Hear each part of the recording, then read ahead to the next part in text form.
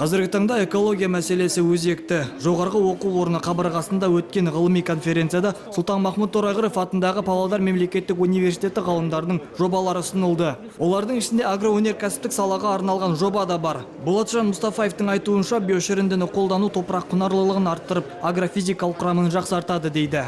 Биогумус бұл қарашірінді, топырақтың қарашіріндісі деп саналады. Бұл топырақтың ең негізі сол топырақ қарашіріндісінде. Мына қалдықтарды, малдардың қалдықтарын, бүткіл қалдықтардың бәрін, қаладағы қалдықтар, қағаздар, соның бәрін түгелдей бір қосып, бір жерде переработка істеп, содан бар жаңағы өңдеп, оны содан кейін жаңағы минеральдық жағдайға шейін жеткізу. Айта кету керек, Павлодар мемлекеттік университеті қабырғасында Экспо 2017 көрмесінде тұсау кесілген жобалар қазір қолданылуда. Баламалы энергия көздерін пайдалануда.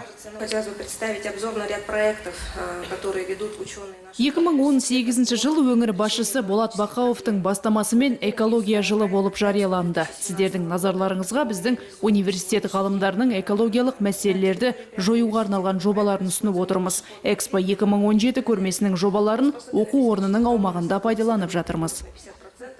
Конференция жұмысы 6 секция бойынша жалғасты. 100-ден астам ғылыми мақала жарияланды. Облыстың өзекті экологиялық мәселесі туралы кездесуді Томбы, Новосібір және Барнаул студенттері онлайн тәртіпте тамашалады.